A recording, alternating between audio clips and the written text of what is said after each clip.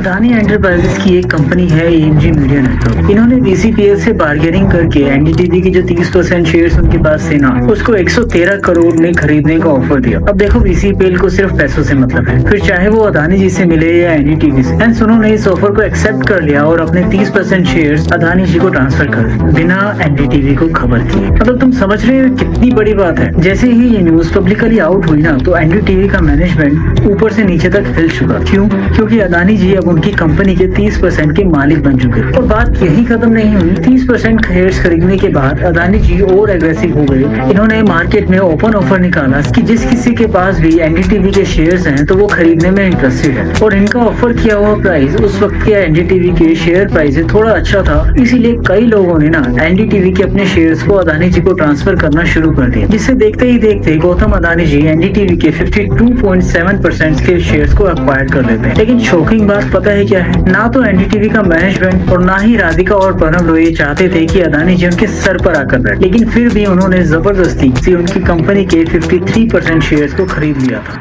Technical terms में इसे hostile take over कहते हैं कि मतलब मर्जी नहीं है फिर भी मुझे अपनी कंपनी किसी को जबरदस्ती बेचनी पड़ रही है। और ऐसी सिचुएशंस जनरली तब क्रिएट होती है जब कंपनी के प्रमोटर्स के पास 50% या उससे कम शेयर्स होते हैं। एग्जांपल के लिए मान लो आपकी एक सॉफ्टवेयर कंपनी है जिसके 100% शेयर्स सिर्फ आप ही के हाथ में है, तो कोई कितनी भी कोशिश कर ले वो आपसे आपकी कंपनी का कुछ नहीं छीन सकता। लेकिन वहीं अगर आपने अपनी कंपनी के 10% 20% शेयर्स अलग अलग लोगों को दिए हुए हैं और कोई तीसरा आदमी उन सब से वो सारे शेयर्स खरीद लेता है और जिसके बाद वो 51% से ज्यादा होते ही वो आप ही की कंपनी में आपसे भी बड़ा मालिक बन जाएगा।